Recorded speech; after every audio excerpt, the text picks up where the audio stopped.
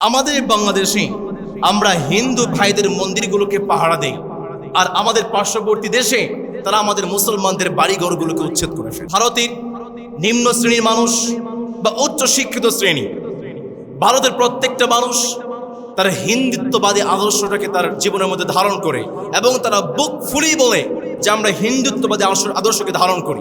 কিন্তু আফসোস হচ্ছে আমাদের বাংলাদেশের কিছু উচ্চ শিক্ষিত মানুষ তারা নিজেদেরকে মুসলমান বলে পরিচয় দিতে লজ্জা পায়। ভারতের প্রত্যেকটা মানুষ যে বিজেপি, তাদের উপর রাজনীতি হচ্ছে অখণ্ড ভারত তারা প্রতিষ্ঠা করবেন। তাদের উপর রাজনীতি হচ্ছে মুসলিম মারো, জ্বালাও পোড়াও, ধ্বংস করো। যাদের উপর রাজনীতি টিকিয়ে আছে ধ্বংসের উপরে।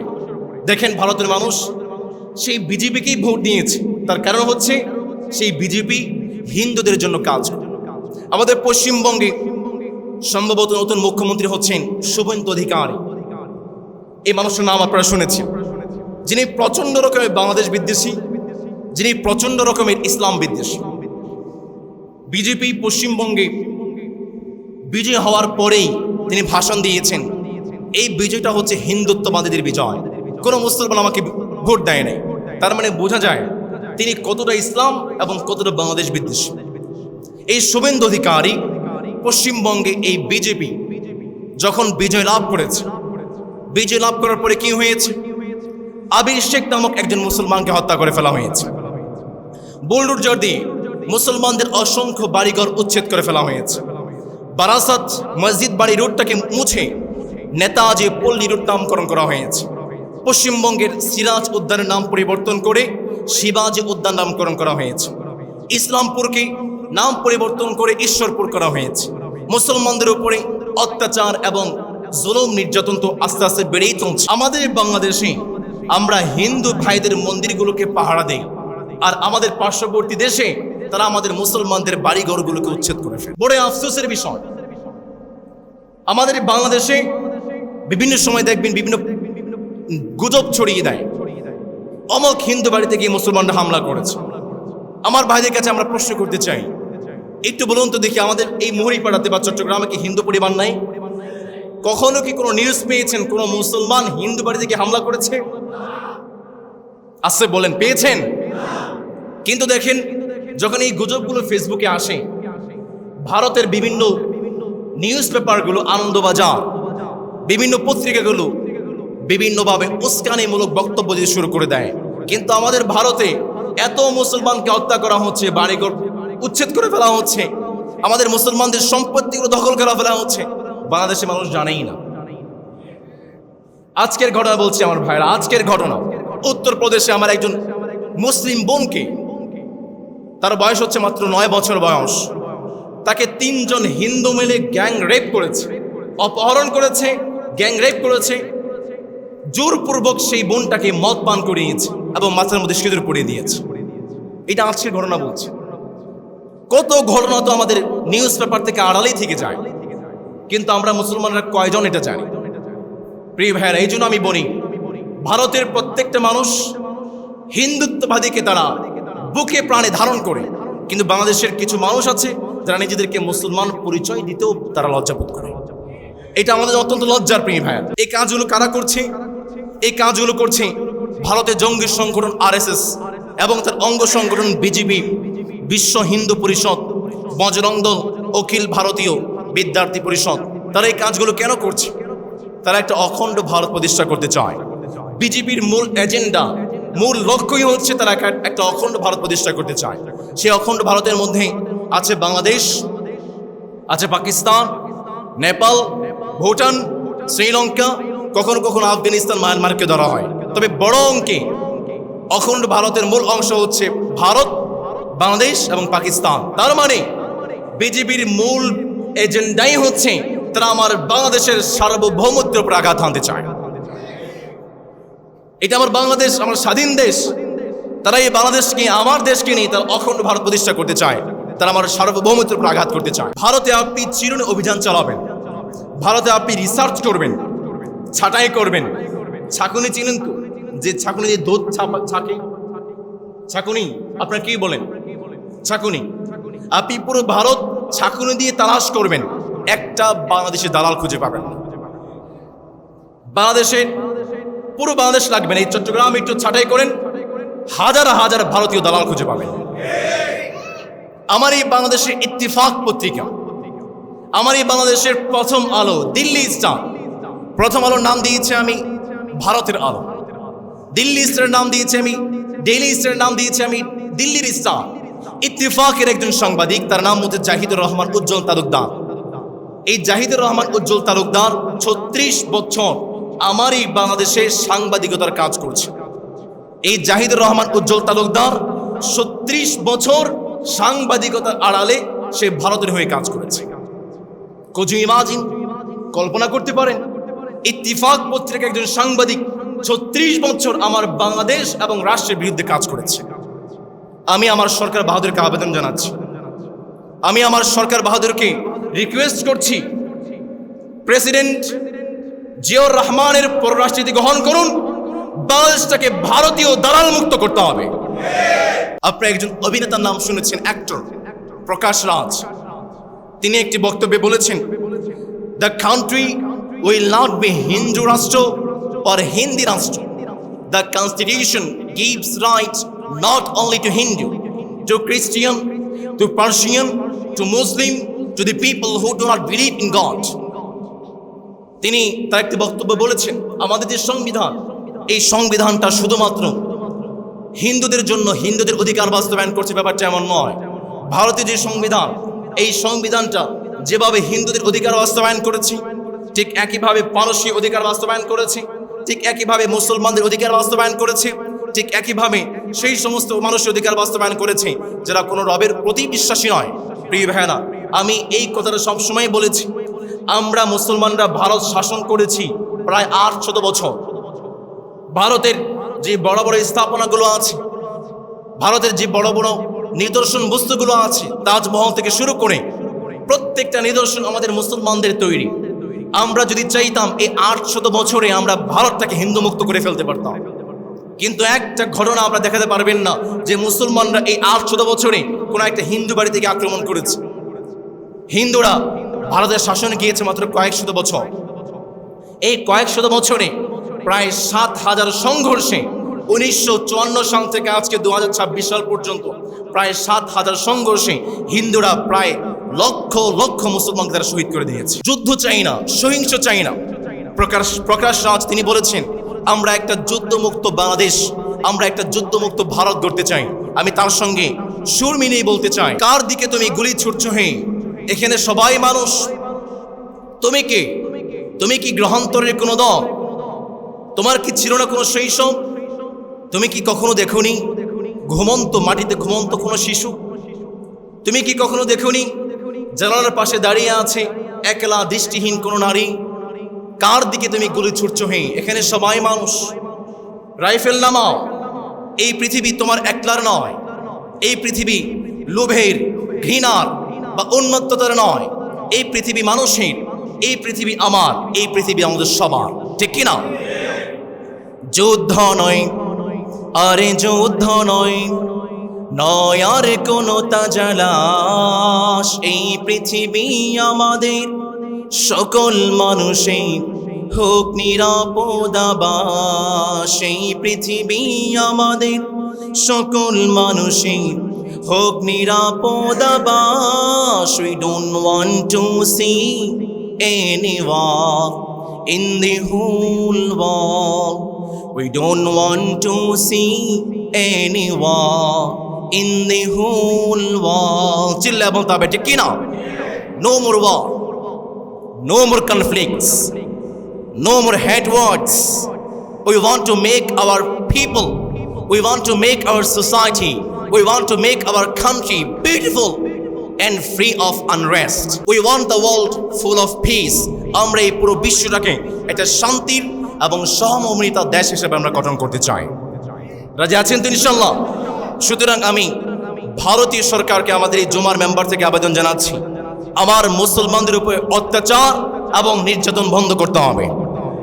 পাশাপাশি আমি আমার সরকার বাহাদুরকে জানাচ্ছি, আমি আমার সরকারকে আবেদন জানাচ্ছি, আমাদের বাংলাদেশের আশেপাশে যেই রাজ্যগুলো আছে এবং যেই রাজ্যের উপরে মুসলমানদের উপর অত্যাচার করা হচ্ছে, নির্যাতন করা হচ্ছে, অবশ্যই এর প্রতিবাদ স্বরূপ বাংলাদেশ থেকে যেন একটা প্রতিবাদ ভারতীয় হাই কমিশনে পাঠানো হয়, এর জোর প্রতিবাদ আমি আমার জমার মসজিদ থেকে জানাচ্ছি। আমাদেরকে যে মালিক সুস্থ রেখেছেন তিনি কে? সেই রবের দরবারে রবের শেখানো ভাষায় সর্বোচ্চ আওয়াজ দিয়ে আমরা শুকরিয়া আদায় করছি। আমরা পড়ছি আলহামদুলিল্লাহ।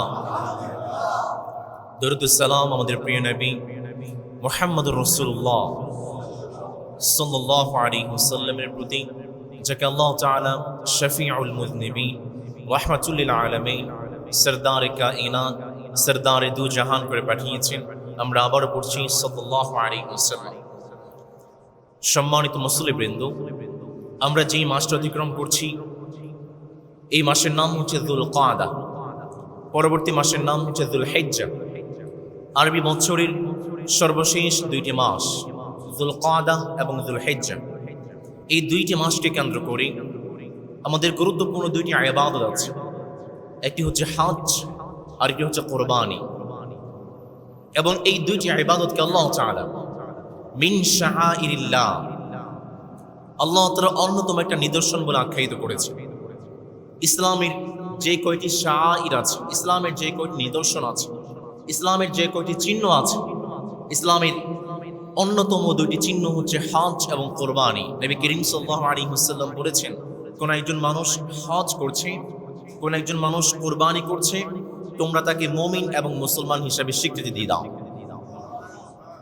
আল হজ ওয়াল কোরবানি মিন শাআইরিল্লাহ। হজের প্রতি লক্ষ্য রেখে আরবি বছরের সর্বশেষ মাস তার নামকরণ করা হয়েছে যুল হিজ্জা। সম্মানিত মুসলিমবৃন্দ, কোরবানি নবী করিম সাল্লাল্লাহু আলাইহি ওয়াসাল্লাম এই দিনটাকে ইয়াউমুন নাহার বলে আখ্যায়িত করেছেন।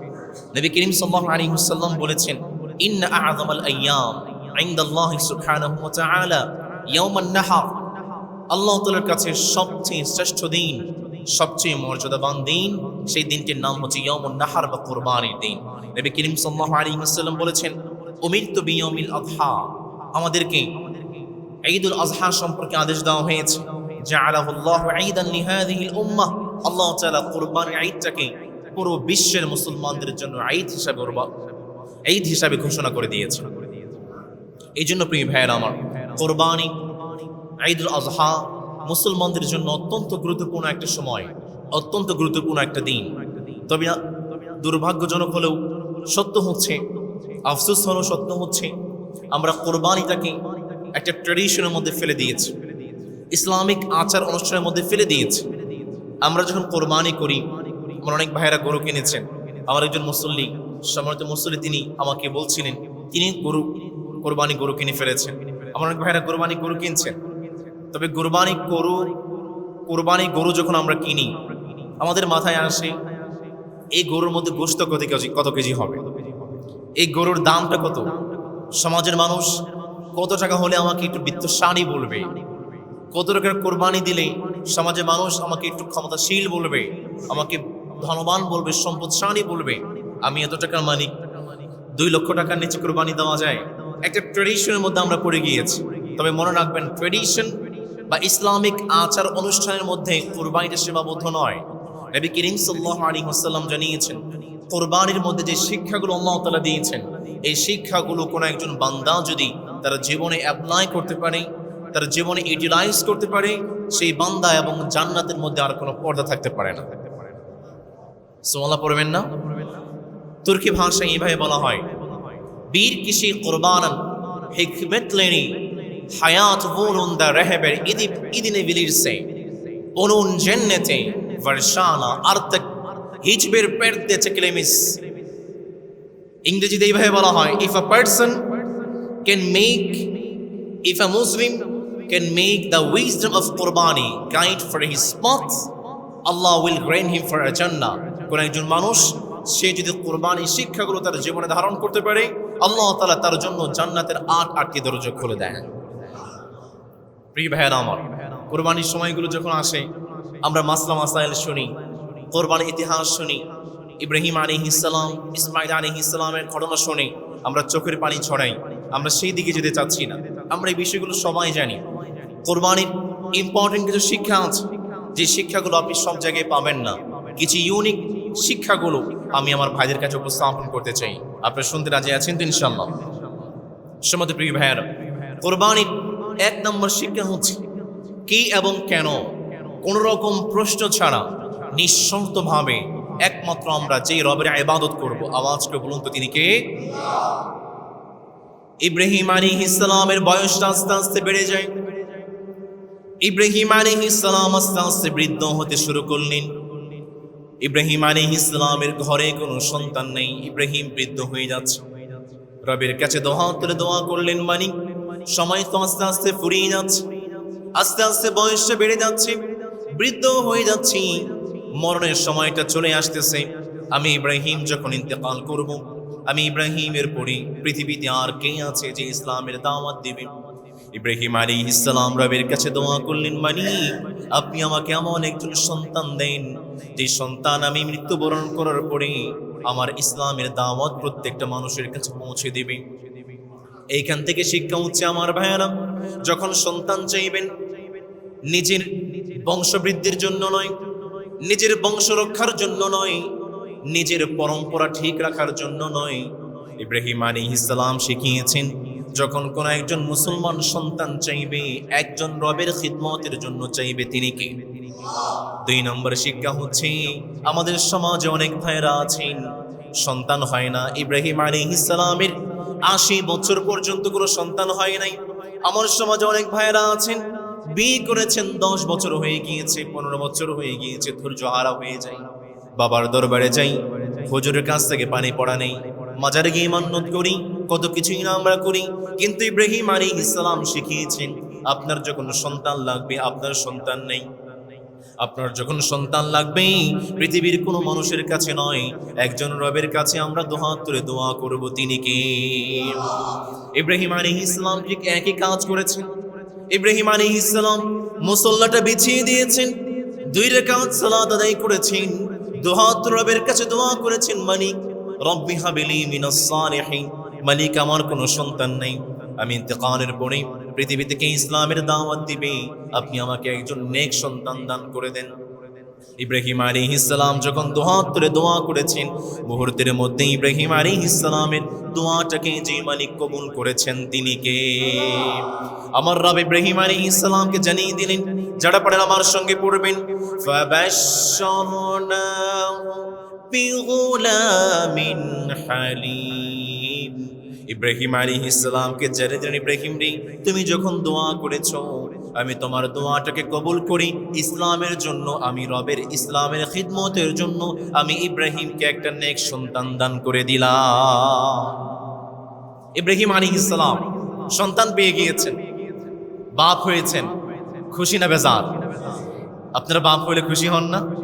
বলেন তো দেখি, ইব্রাহিম আলাইহিস সালাম বাপ হয়েছেন, ইসমাইল আলাইহিস সালামের বাবা হয়েছেন, জননী হয়েছেন, তিনি খুশি না বেজার? ইব্রাহিম আলাইহিস সালাম যখন খুশি হয়ে গিয়েছেন, আল্লাহ তাআলা ইব্রাহিম আলাইহিস সালামকে জানিয়ে দিলেন, Ibrahim, your possessions, your children are but a trial, তোমার সন্তান, তোমার সন্ততি, তোমার ধন সম্পদ সবকিছু পরীক্ষার বস্তু। ওয়ালামু আন্নামা আমওয়ালুকুম ওয়া আওলাদুকুম ফিতনাহ। ইব্রাহিম, তোমাকে সন্তান তো দিয়েছি, কিন্তু এই সন্তানের মধ্যে আমি আল্লাহ তাআলা পরীক্ষা রেখে দিয়েছি। আমার ভাইয়েরা, আমার রব জানাচ্ছেন, তোমাদেরকে আমি সম্পদ দিয়েছি, কিন্তু এই সম্পদের মধ্যে যে মালিক পরীক্ষা রেখেছেন, তিনি কে? সম্পদের মধ্যে পরীক্ষা, সন্তানের মধ্যে পরীক্ষা। সন্তানের মধ্যে কেমন পরীক্ষা? সন্তান অসুস্থ হয়ে গিয়েছে, আপনি কি আল্লাহর নাফরমান হয়ে যান কিনা? সন্তান বড় হয়েছে, সন্তানের চাহিদা পূরণ করতে হবে, স্ত্রীর চাহিদা পূরণ করতে হবে, ফ্যামিলির চাহিদা পূরণ করতে হবে। সেই চাহিদা পূরণ করতে গিয়ে আপনি কি ইসলামের বিপদে চলে যান কিনা? আপনি আপনার সন্তানকে ছোটবেলা থেকে এমন ভাবে বড় করেছেন, যখন যা চায় আপনি তখন তাই দিয়েছেন। একটা মাত্র সন্তান, কলিজার টুকরে সন্তান, আপনার ধন সম্পদের কোনো অভাব নেই। সন্তান একটা মোটরসাইকেল চেয়েছে, দিলাম। একটা গাড়ি চাইলো, দিলাম। সন্তান যা চাইছে ছোটবেলা থেকে আপনি তাই দিয়েছেন। দিতে দিতে সন্তানের মুখটা এত বড় হয়ে গিয়েছে, এমন একটা সময় এসেছে এমন জিনিস চেয়েছে আপনি দিতে পারেন নাই, সন্তান আপনাকে খুন করে ফেলেছে। এই জন্য ইসলামের শিক্ষা হচ্ছে, সন্তান যা চাইবে আপনার আছে, আপনি দিবেন না। সন্তানকে বলবেন, বাবা দিব, একটু সময় দাও, দিব।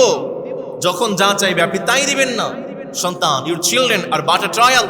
আপনার সন্তান আপনার জন্য পরীক্ষা, আপনার সম্পত্তি আপনার জন্য পরীক্ষা। আপনি আপনার সম্পত্তিগুলো কোথায় ব্যয় করেন?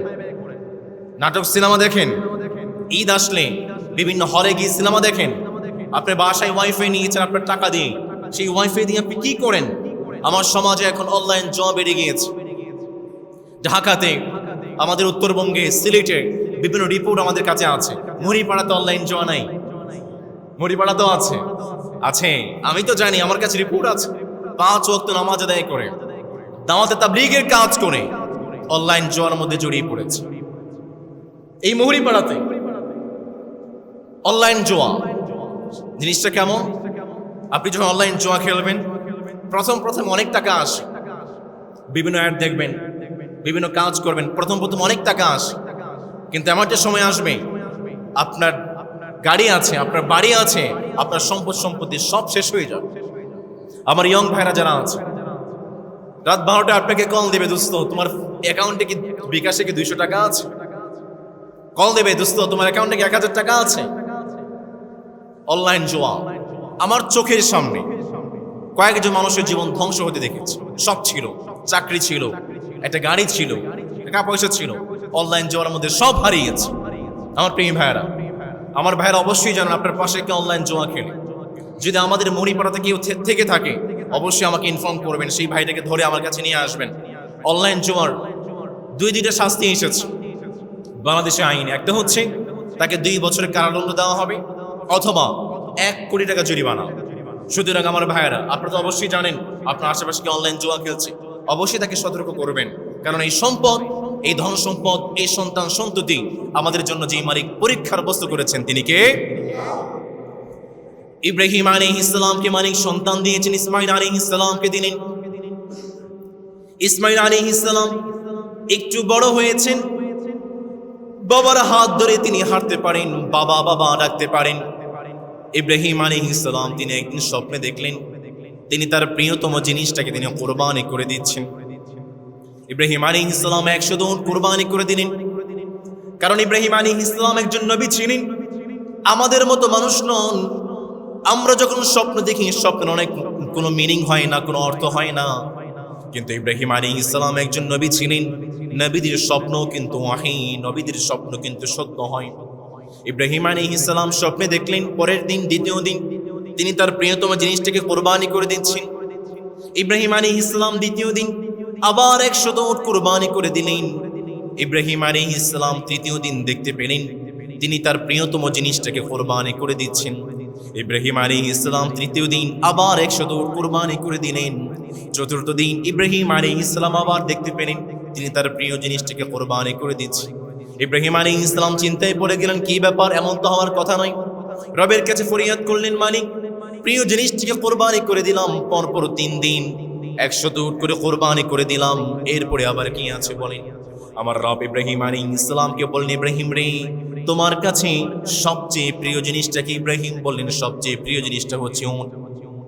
আমার রব ইব্রাহিম আলাইহিস সালামকে বললেন, ইব্রাহিম রে, উটের চেয়ে আরো প্রিয় জিনিস তোমার কাছে আছে নাকি? ইব্রাহিম আলাইহিস সালাম বললেন, মালিক বুড়া বয়সে একটা সন্তান দিয়েছেন, 80 বছর বয়সে একটা সন্তান পেয়েছি। সন্তান আমার হাত ধরে হাঁটে, বাবা বাবা বলে ডাকে, এর চেয়ে প্রিয় জিনিস আমার কাছে আর কি হতে পারে? আমার রব ইব্রাহিম আলাইহিস সালামকে বলেন, ইব্রাহিম তুমি তোমার সন্তানটাকে জবাই করে দাও। আল্লাহু আকবার। ইব্রাহিম আলাইহিস সালামকে যখন মালিক বললেন, মালিক ইব্রাহিম রে, তুমি তোমার সন্তান কলিজার টুকরো সন্তানটাকে জবাই করে দাও। একটাবার চিন্তা করে দেখেন, যাদের সন্তান আছে, আপনার সন্তানটা আপনারা হাত ধরে হাঁটতে পারে, বাবা বাবা বলে ডাকতে পারে, মা মা বলে ডাকতে পারে। এখন কেউ যদি আপনাকে বলে তুমি তোমার সন্তানটাকে জবাই করে দাও, আপনার কলিজার মধ্যে কেমন লাগতে পারে? পৃথিবীতে এমন কোন ঘটনা পৃথিবীতে আর কখনো ঘটে নাই, কিয়ামত পর্যন্ত এমন কোন ঘটনা আর জীবনে কখনো ঘটবে না। ইব্রাহিম আলাইহিস সালামকে মালিক বলে, ইব্রাহিম তুমি তোমার কলিজার টুকরো সন্তানকে জবাই করে দাও।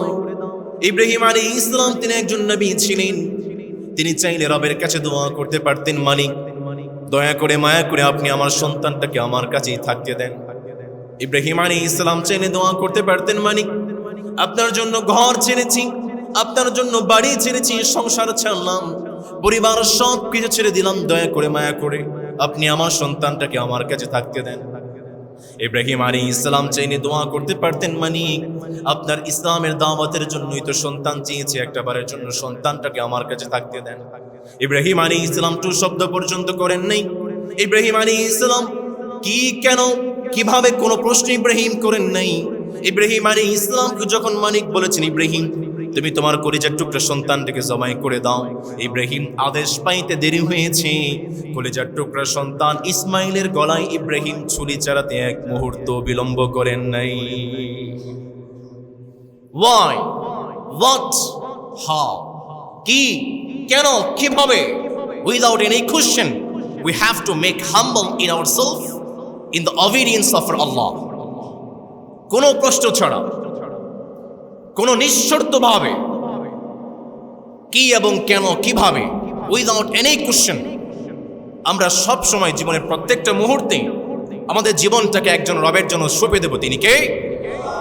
This is the license of our কোরবানি। কোরবানি তো প্রতি বছর আসে, প্রতি বছর যায়। এই শিক্ষাটাকে আপনার মধ্যে গ্রহণ করতে পেরেছেন? আমি আমার ভাইদের বিবেকের মধ্যে প্রশ্ন রাখলাম, যদি এই শিক্ষা আপনার মধ্যে না থাকে, কোরবানি আসবে যাবে, এই কোরবানি বিন্দু মাত্র কোনো লাভ আমাদের জীবনে থাকবে? প্রিয় ভাইরা আমার, উইদাউট এনি কোশ্চেন জীবনের প্রত্যেকটা মুহূর্তে আমাদের জীবনটাকে একমাত্র রবের জন্য আমরা সুপর্দ করব। রাজি আছেন তো ইনশাআল্লাহ? আমার প্রিয় ভাইরা, কোরবানির 2 নম্বর শিক্ষা হচ্ছে কোরবানি আমাদেরকে মুত্তাকি হতে শেখায়। পৃথিবীতে সর্বপ্রথম কোরবানি করেছেন আমাদের আদি পিতা আদম আলাইহিস সালামের 2 সন্তান হাবিল এবং কাবিল। সেই কথাটা কি আমার রব সুন্দর করে বললেন, বান্দা শোনো শোনো। আমার রব চমৎকার করে বললেন, বান্দা শোনো। ওয়াতলু আলাইহিম নাবা বনি আদম বিল হক إذ قربا قربانا فتقبل من أحدهما ولم يتقبل من الآخر। আমার রব চমৎকার করে বললেন, বান্দা শুনো, পৃথিবীর বুকে সর্বপ্রথম দুইজন বান্দা, দুইজন মানুষ কোরবানি করেছেন। 1 নম্বর হচ্ছে হাবিল, আরেক নম্বর হচ্ছে কাবিল। হাবিলকে যখন বলা হয়েছে তুমি কোরবানি করো, হাবিল তিনি পশুপালন করতেন, গরু ছাগল দুম্বা পালন করতেন।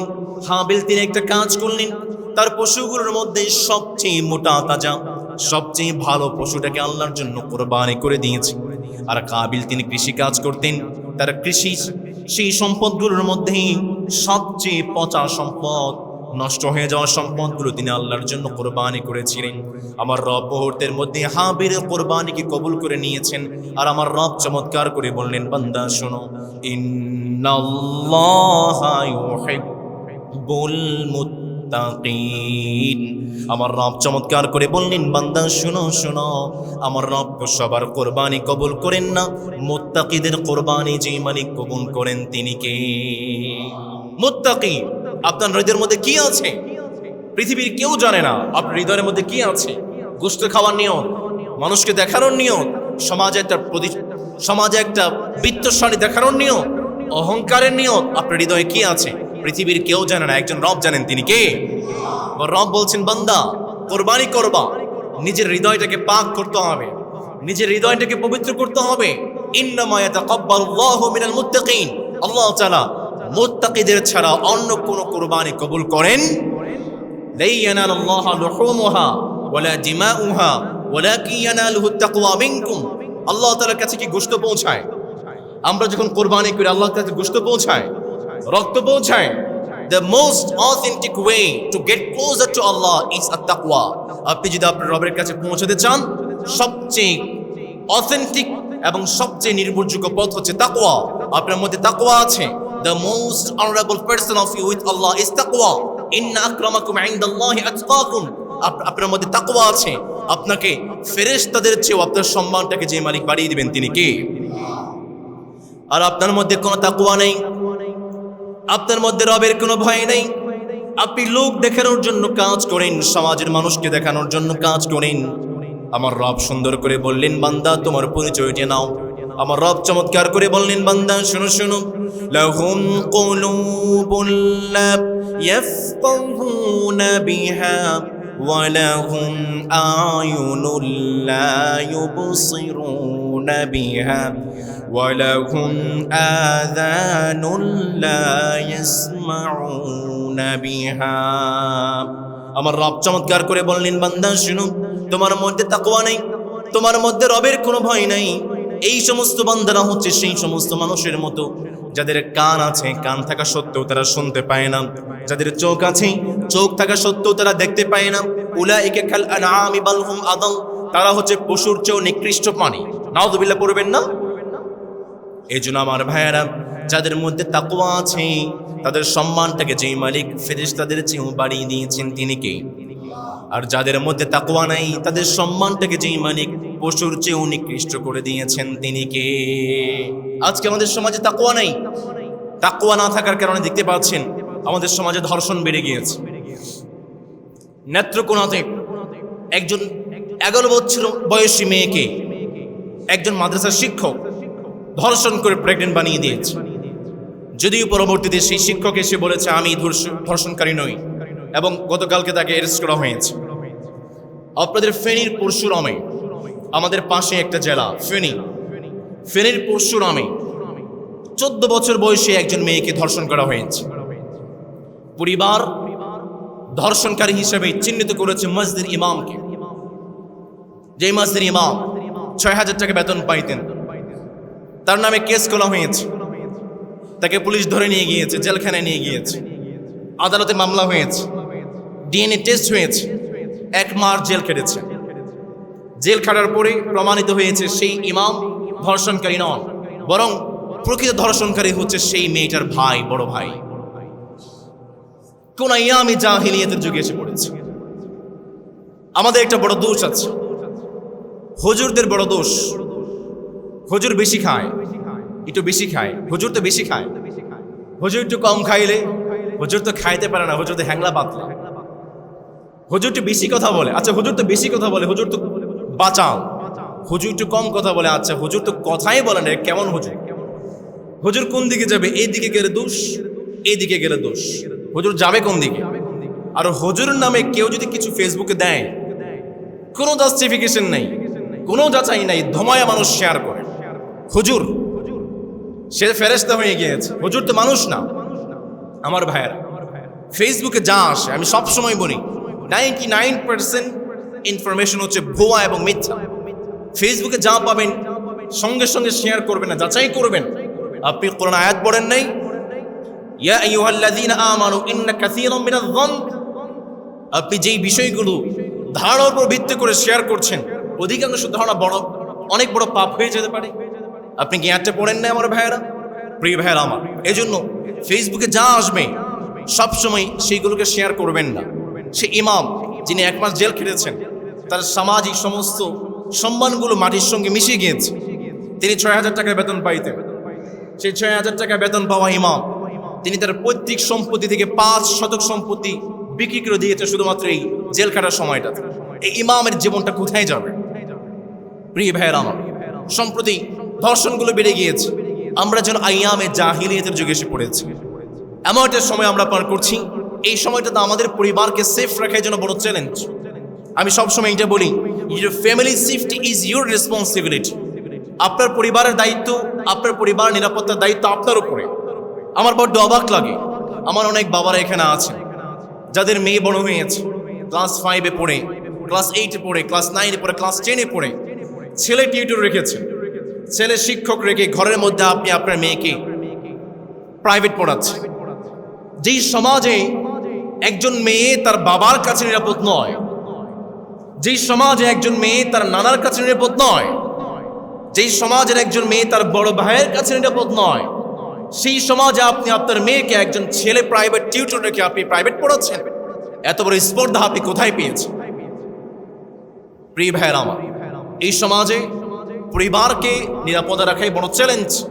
আমার বাবারা যারা আছেন, ভাইয়েরা যারা আছেন, মায়েরা যারা আমার কথাগুলো শুনছেন, নিজের পরিবারকে আগলে রাখবেন। প্রত্যেকটা মুভমেন্টকে ফলো করবেন, কোথায় যাচ্ছে। কারণ নিজের পরিবার ক্ষতিগ্রস্ত হলে আপনি পস্তাবেন, বাইরে মানুষ তাকায় তাকায় হাসবে, ফেসবুকে শেয়ার করবে। এইটা আমার সমাজের বাস্তবতা। পারবেন তো ইনশাআল্লাহ? এই জন্য তাকওয়াহীন সমাজের লোকগুলো বেড়ে গিয়েছে। প্রিয় ভাইয়েরা আমার, কোরবানি আসতেছে। কোরবানি 2 নম্বর শিক্ষা হচ্ছে আমাদের সামাজিক জীবন, রাজনৈতিক জীবন, আমাদের অর্থনৈতিক জীবন, প্রত্যেকটা বিষয়ে আমরা একজন রবকে ভয় করব। তিনি কে? কোরবানির 3 নম্বর শিক্ষা হলো কোরবানি আমাদেরকে ধৈর্য শিক্ষা দিয়ে দেয়। ইব্রাহিম আলাইহিস সালাম 86 বছর পর্যন্ত কোনো সন্তান পান নাই। ইব্রাহিম আলাইহিস সালাম কিন্তু ধৈর্য হারা হন নাই। ইব্রাহিম আলাইহিস সালাম ধৈর্য হারিয়ে ফেলেননি। ইব্রাহিম আলাইহিস সালাম একজন রবের কাছে দোয়া করেছেন। তিনি কে? ইব্রাহিম আলাইহিস সালাম রবের কাছে যখন দোয়া করেছেন, মুহূর্তের মধ্যে রব ইব্রাহিমের দোয়াগুলো কবুল করেছেন। জাকারিয়া আলাইহিস সালাম তিনি বৃদ্ধ হয়ে গিয়েছেন, কোনো সন্তান নাই, কোনো সন্ততি নেই। জাকারিয়া আলাইহিস সালাম কোনো মানুষের কাছে চান নাই, একজন রবের কাছে চেয়েছেন। তিনি কে? এই জন্যই তো আমার রব চমৎকার করে, কত সুন্দর করে বলছেন, বান্দা শোনো শোনো, ওয়া জাকারিয়া ইয নাদা রাব্বাহু রাব্বি লা তাযারনি ফারদা ওয়া আনতা খায়রুল ওয়ারিসিন। আবার রব চমৎকার করে বললেন, বান্দা শোনো, জাকারিয়া আলাইহিস সালাম বৃদ্ধ হয়ে গিয়েছেন, কোনো সন্তান নাই, কোনো সন্ততি নাই, পৃথিবীর কোনো মানুষের কাছে চাই নাই। একাগ্রতা চিত্ত হয়ে যাই নামাজে বসে জাকারিয়া আলাইহিস সালাম আমি রবের কাছে চেয়েছেন, দোয়া করেছি। জাকারিয়া আলাইহিস সালাম যখন রবের কাছে দোয়া করেছেন, আমার রব সুন্দর করে বললেন, বান্দা শুনো, ফাতাকাব্বালাহা রাব্বুহা বিকবুলিন হাসানিন ওয়া أنبتها نباتا حسنا وكفلها زكريا। জাকারিয়া আলাইহিস সালাম যখন রবের কাছে সন্তানের জন্য দোয়া করেছেন, ধৈর্য ধারণ করেছেন। ধৈর্য ধারণ করার কারণে জাকারিয়া আলাইহিস সালামকে যে মালিক সন্তান দান করেছেন, তিনি কে? আমাদের রাসূল নবী করিম সাল্লাল্লাহু আলাইহি ওয়াসাল্লাম জাহিলিয়া যুগে যখন তিনি দেখতে পেলেন সমাজের প্রত্যেকটা মানুষ অনাচার পাপাচার নিমজ্জিত হয়ে আছে, নবী করিম সাল্লাল্লাহু আলাইহি ওয়াসাল্লাম তিনি চিন্তায় পড়ে গেলেন। নবী করিম সাল্লাল্লাহু আলাইহি ওয়াসাল্লাম হেরা গুহায় চলে গেলেন। 1 দিন নয়, 2 দিন নয়, 1 মাস নয়, 2 মাস নয়, 3-3টা বছর নবী করিম সাল্লাল্লাহু আলাইহি ওয়াসাল্লাম হেরা গুহায় বসে ধ্যান করেছেন। নবী করিম সাল্লাল্লাহু আলাইহি ওয়াসাল্লাম ধৈর্য হারা হন নাই। নবীজি ধৈর্য হারিয়ে ফেলেন নাই। 3-3টা বছর হেরা গুহায় ধ্যান করেছেন। নবীজি যখন ধৈর্য ধারণ করে 3-3টা বছর হেরা গুহায় ধ্যান করেছেন, নবীজিকে যেই মানে কোরআন দিয়ে সফল কাম বানিয়ে দিয়েছেন, আমার ছিল বলেন তো তিনি কে? হেরা হতে হেলে দোলে নূরানি তনুকে আসে হায়, সারা দুনিয়ার হেরে মের পর্দা খুলে খুলে যাই। সে যে আমার কমলিওয়ালা কমলিওয়ালা, সে যে আমার কমলিওয়ালা কমলিওয়ালা। আল্লাহু আকবার। নবী করিম সাল্লাল্লাহু আলাইহি ওয়াসাল্লাম 1 দিন নয়, 2 দিন নয়, 1 সপ্তাহ নয়, 1 মাস, বছর নয়, 2 বছর নয়, 3-3টা বছর নবীজি ধৈর্য ধারণ করেছেন, হেরা গুহায় বসে ধ্যান করেছেন। বাঙালি বড্ড অধৈর্য। একটা সিরিয়ালে দাঁড়িয়ে বাঙালি এতটাই অধৈর্য, যেখানে ঘুষ নাই বাঙালি সেখানে ঘুষ সৃষ্টি করে। বাঙালি সিরিয়ালে দাঁড়িয়ে আছে, 10 জন মানুষ সামনে দাঁড়িয়ে আছে, এই 10 জন মানুষের আগে যাওয়ার জন্য যেখানে ঘুষ নেই সেখানে ঘুষ দেয়। বাঙালি বড্ড অধৈর্য। প্রিয় ভাইয়েরা আমার, ধৈর্যশীল হতে হবে, এটা কোরবানির শিক্ষা। কিপ পেশেন্স এন্ড মেক দোয়া। আপনি ধৈর্য ধারণ করেন, একটা কাজে আপনি বারবার ফেল করছেন, বারবার ফেল করছেন, ধৈর্য ধারণ করেন। আপনার নাম শুনেছেন নেপোলিয়ন বোনাপার্ট। তিনি 1 বার নয়, 2 বার নয়, 7 বার তিনি ধৈর্যের পরীক্ষা দিয়েছেন। 7ম বার গিয়ে তিনি সফল কাম হয়েছেন। এজন্য ইসলামের শিক্ষা হচ্ছে keep patience. Patience is a powerful কি অফ সাকসেস। আপনি যে সফল কাম হতে চান, আপনাকে ধৈর্য ধারণ করতে হবে। এই নবী করিম সাল্লাল্লাহু আলাইহি ওয়াসাল্লাম দোয়া শিখিয়েছেন, আল্লাহুম্মা জাআলনি শাকুরা ওয়াজআলনি সাবুরা ওয়াজআলনি ফি আইনি সাগীরা ওয়া ফি আইনিন নাস কাবীরা। নবীজি দোয়া করেছেন, মালিক আপনি আমাকে শুকরগুজার বান্দা বানিয়ে দেন। নবীজি দোয়া করেছেন, মালিক আপনি আমাকে ধৈর্যশীল বান্দা বানিয়ে দেন। নবীজি দোয়া করেছেন, মালিক আপনি আমার চোখে আমাকে ছোট বানিয়ে দেন, মানুষের চোখে আপনি আমাকে বড় বানিয়ে দেন। চিল্লায় পড়েন আমিন। প্রিয় ভাইয়েরা আমার, ধৈর্যশীল হতে হবে। এটা কোরবানির অন্যতম 3 নম্বর শিক্ষা। আমার ভাইয়েরা, কোরবানির 4 নম্বর শিক্ষা হচ্ছে জীবনের প্রত্যেকটা ধাপে ধাপে আমাদের প্রিয় জিনিসগুলোকে কোরবানি করতে হবে। পৃথিবীর ইতিহাসে সর্বপ্রথম যখন কোরবানি করেছেন হাবিল এবং কাবিল, হাবিল তার প্রিয় জিনিসটাকে কোরবানি করেছেন। তার যে পশুগুলো ছিল, তার যে দুম্বাগুলো ছিল, জোড়ো ছাগলগুলো ছিল, তার পশুগুলোর মধ্য থেকে সবচেয়ে মোটা তাজা, সবচেয়ে প্রিয় পশুটাকে তিনি কোরবানি করেছিলেন। বিধায় মালিক হাবিলের কোরবানিকে কবুল করেছিলেন। অন্যদিকে কাবিল তিনি কোরবানি করেছিলেন, কিন্তু তিনি তার নষ্ট হয়ে যাওয়া পচা সম্পদগুলো কোরবানি করেছিলেন। এই জন্য মালিক কাবিলের কোরবানিগুলোকে কবুল করেন নাই। কোরবানির 5 নম্বর শিক্ষা হচ্ছে জীবনের ধাপে ধাপে শয়তান আপনাকে ষড়যন্ত্র করবে, আপনাকে ধোঁকা দেবে, ষড়যন্ত্র করবে। যেমন ভাবে ইসমাঈল আলাইহিস সালামকে শয়তান ধোঁকা দিয়েছিল।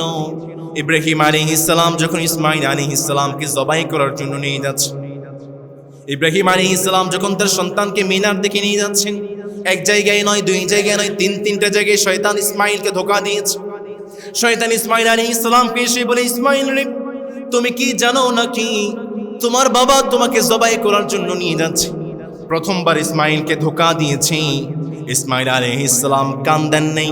দ্বিতীয়বার আবার শয়তান ইসমাঈলকে ধোঁকা দিয়েছে, ইসমাঈল রে, তুমি কি জানো নাকি তোমার বাবা তোমাকে কোথায় নিয়ে যাচ্ছে? তোমার বাবা তো তোমাকে জবাই করার জন্য নিয়ে যাচ্ছে। ইসমাঈলের পর শয়তানের ধোঁকায় ষড়যন্ত্র পা ফেলেন নাই। 3 নম্বরে জামরাতুল আকবাতে এসে শয়তান ইসমাঈল আলাইহিস সালামকে আবার ধোঁকা দিয়েছে। ইসমাঈলকে বলে, ইসমাঈল রে, তুমি কি জানো নাকি তোমার বাবা তোমাকে হত্যা করার জন্য, তোমার বাবা তোমাকে জবাই করার জন্য নিয়ে যাচ্ছে? 3টা বার শয়তান ইসমাঈল আলাইহিস সালামকে ধোঁকা দিয়েছে, ষড়যন্ত্র করেছে, কিন্তু একটা বারের জন্য ইসমাঈল আলাইহিস সালাম শয়তানের ধোঁকায় পড়েন নাই। সেইখান থেকে মুসলমানদের জন্য শিক্ষা হলো, আমার প্রিয় ভাইয়েরা, কোরবানির 4 নম্বর 5 নম্বর শিক্ষা হচ্ছে পৃথিবীর চলতে গেলে জীবনের বাঁকে বাঁকে, জীবনের প্রত্যেকটা ধাপে ধাপে শয়তান আপনাকে ধোঁকা দিবে, শয়তান আপনাকে ষড়যন্ত্র করবে।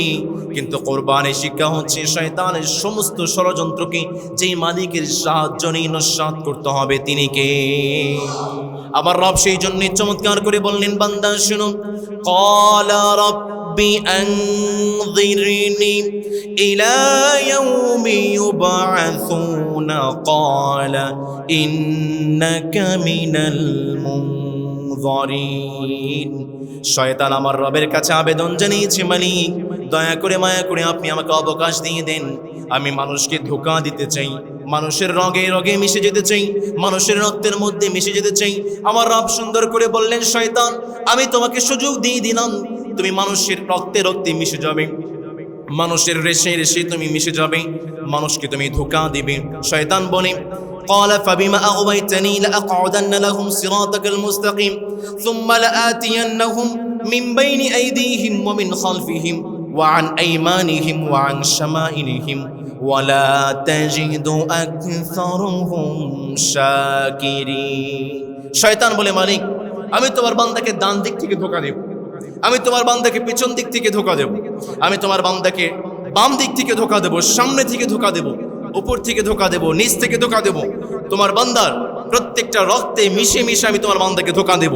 তুমি একজন বান্দাকেও জান্নাতে দেওয়ার মতো কোনো বান্দা তুমি খুঁজে পাবা না। আমার রব সুন্দর করে জানিয়ে দিয়েছেন, শয়তান, মনে রাখবা, আমার বান্দা সারাটা জীবন গুনাহ করেছে, সারা জীবন অন্যায় করেছে, পাপ করেছে। কোনো একটা জমাতে মসজিদের কোনায় বসে মাথার নিচের দিকে করে ইস্তেগফার পড়ে আমি আল্লাহর কাছে দুফুরা চোখের পানি ফেলে দোয়া করেছে, শয়তান, তুমি সারা জীবন আমার বান্দাকে ধোঁকা দিয়েছো, একটা বার আমার বান্দা তওবা করার কারণে আমি আমার বান্দার সমস্ত গুনাহগুলোকে মাফ করে দিয়ে জান্নাতে ঢুকিয়ে দেব। This is the power of ইস্তেগফার। শয়তান বলে, মালিক, তোমার বান্দাকে আমি সামনে থেকে পিছন থেকে সব দিক থেকে ধোঁকা দেব। মালিক শয়তানকে অবকাশ দিয়েছেন, পাশাপাশি মালিক আমাদের জন্য তাওবা ইস্তেগফারের ব্যবস্থা করেছে। প্রিয় ভাইরা আমার, শয়তান সবসময় ধোঁকা দেবে। এই শয়তানের ধোঁকাটাকে ইস্তেগফারের মাধ্যমে, তাওবার মাধ্যমে নস্যাৎ করার জন্য যেই মালিক বলেছেন, তিনি কে? কোরবানি 5 নম্বর শিক্ষা। কোরবানি 6 নম্বর শিক্ষা হলো, কোরবানি আমাদেরকে ঈমানের উপর অবিচল থাকতে শিক্ষা দেয়। আমার রব সুন্দর করে বললেন, বান্দা শোনো শোনো, أم حسبتم أن تدخلوا الجنة ولما يأتكم مثل الذين خلوا من قبلكم আমার রব সুন্দর করে বললেন বান্দা শুনো শুনো তোমরা কি ধারণা করেছো নাকি তোমরা সামান্য কিছু আমলের মাধ্যমেই তোমরা জান্নাত পেয়ে যাবা না না সামান্য কিছু আমলের মাধ্যমেই তোমরা জান্নাত পাবা না তোমাদের উপরে এমন কিছু পরীক্ষা আসবে যে পরীক্ষাগুলো তোমাদের পূর্ববর্তী উম্মতের উপর করা হয়েছে আমার রব সূরাতুল আনকাবুতের মধ্যে আরো চমৎকার করে বললেন বান্দা শুনো আহাসিবান নাসু আইয়ুতরাকু আইয়াকুলু আমান্না وهم لا يفتنون ولقد فتنا الذين من قبلهم فليعلمن الله الذين صدقوا وليعلمن الكاذبين আমার রব চমৎকার করে বললেন বান্দা শুনো শুনো তুমি কি চিন্তা করেছো নাকি তুমি কি ধারণা করেছো নাকি 5 ওয়াক্ত নামাজ পড়বা সালাত আদায় করবা রোজা পালন করবা হজ করবা এই 5 ওয়াক্ত সালাতের মাধ্যমে রোজার মাধ্যমে হজের মাধ্যমে দান সাদাকার মাধ্যমে তুমি জান্নাত পেয়ে যাবা না না জান্নাত পাওয়ার জন্য আরেকটা শর্ত আছে যে শর্তটা পূর্ববর্তী উম্মতের উপর করা হয়েছে সেই শর্তটা হলো যুগে যুগে তোমাদের উপরে বিভিন্ন পরীক্ষা আসবে বিভিন্ন তোমাদের উপরে ফিতনা আসবে আমরা আমাদের রবের কাছে বললাম মানে কেমন ফিতনা আসবে বলেন আমার রব সুন্দর করে বললেন ওয়ালানাবলুওয়ান্নাকুম বিশাইইম মিনাল খাউফি ওয়াল জু' ওয়া নাকসিম মিনাল আমওয়ালি ওয়াল আনফুসি ওয়াস সামারাত ওয়া বাশশিরিস সাবিরিন আমার রব চমৎকার করে বললেন বান্দা শুনো তোমাকে ভয়ের মাধ্যমে পরীক্ষা করা হবে তোমাকে ক্ষুধার মাধ্যমে পরীক্ষা করা হবে তোমাকে ফসলের ক্ষয়ক্ষতির মাধ্যমে পরীক্ষা করা হবে তোমাকে সন্তান সন্ততির অসুস্থতা দিয়ে পরীক্ষা করা হবে তোমাকে তোমার জীবন নাশের ভয় দিয়ে পরীক্ষা করা হবে কিন্তু এই পরীক্ষাগুলোর মধ্যে যে বান্দা সফল কাম হতে পারবে তার জন্য এই জান্নাতের 8টি দরজা যেই মালিক খুলে দিয়েছেন তিনি কে পরীক্ষা আসবে আমার ভাইয়েরা জীবনের প্রত্যেকটা ধাপে ধাপে আমাদের উপর পরীক্ষা আছে ইব্রাহিম আলাইহিস সালামকে মালিক যখন পরীক্ষায় ফেলেন ইব্রাহিম তুমি তোমার সন্তানকে জবাই করে দাও ইব্রাহিম দেরি করেন নেই ইব্রাহিম সন্তানের গলার মধ্যে ছুরি চালিয়ে দিয়েছেন আমার রব ইব্রাহিম আলাইহিস সালামকে জানিয়ে দিয়েছে ইব্রাহিম ওয়ানাদাইনাহু আইয়া ইব্রাহিম قد صدقت الرؤيا إنا كذلك نجزي المحسنين إن هذا لهو البلاء المبين وفديناه بذبح عظيم ইব্রাহিম আলাইহিস সালামকে জানিয়ে দিয়েছেন ইব্রাহিম আমি তোমাকে পরীক্ষা করতে চাইছিলাম ইব্রাহিম আলাইহিস সালাম যখন সন্তানের গলার মধ্যে ছুরি চালিয়ে দিয়েছেন ছুরিটা আর চলে না আল্লাহ তাআলা জিবরাইল আলাইহিস সালামের মাধ্যমে জান্নাত থেকে একটা দুম্বা পাঠিয়ে দিয়েছে আল্লাহ তাআলা জিবরাইল আলাইহিস সালামকে বলেন জিবরাইল রে যাও ইসমাইলের পরিবর্তে ইব্রাহিমের ছুরির নিচে দুম্বা রেখে দাও ইব্রাহিম আলাইহিস সালাম চোখটা বন্ধ করে আছেন নিজের সন্তানকে জবাই করবেন কোন বাবা মন সায় দেয় ইব্রাহিম আলাইহিস সালাম চোখটা বন্ধ করে আছেন চোখটা বন্ধ করে তিনি তার ছুরি থেকে চালাচ্ছিলেন চোখটা খুলে দেখেন তার কলিজার টুকরা সন্তান জবাই হয় নাই জান্নাতি দুম্বা জবাই হয়ে গিয়েছে ওয়াফা ওয়ানাদাইনাহু আইয়া ইব্রাহিম ইব্রাহিম আলাইহিস সালামকে ডেকে বলে ইব্রাহিম ইন্না হাযা লাহুয়াল বালাউল মুবিন এটা অনেক বড় পরীক্ষা ছিল সেই পরীক্ষায় তুমি উত্তীর্ণ হয়ে গিয়েছো গোল্ডেন A+ পেয়েছো কোরবানি থেকে শিক্ষা হচ্ছে আমার ভাইয়েরা জীবনের ধাপে ধাপে পরীক্ষা আসবে মুসিবত আসবে বালা মুসিবতে প্রত্যেকটা ধাপে ধাপে এই পরীক্ষায় উত্তীর্ণ হওয়ার জন্য যে মালিক আদেশ দিয়েছেন তিনি কে কোরবানি 6 নম্বর শিক্ষা এজন্য সবসময় দোয়া করবেন মালিক আপনি আমাকে ঈমানের উপরে রাখেন মালিক আপনি আমাকে ঈমান দেন মালিক আপনি আমাকে 5 ওয়াক্ত সালাতের উপর কায়েম রাখেন সবসময় দোয়া করবেন মালিক আপনি আমাকে ঈমানের উপর অবিচল রাখেন আমরা পড়ি আমিন ঈমানের পথে অবিচলে থেকে আমার মরণে যেন হয় ঈমানের পথে অবিচলে থেকে আমার মরণ যেন হয় চিল্লায় পড়েন আমিন আল্লাহ তাআলা আমাদেরকে কোরবানির এই 6টি শিক্ষা আমাদের জীবনে বাস্তবায়ন করার তৌফিক দিন আমরা পড়ি আমিন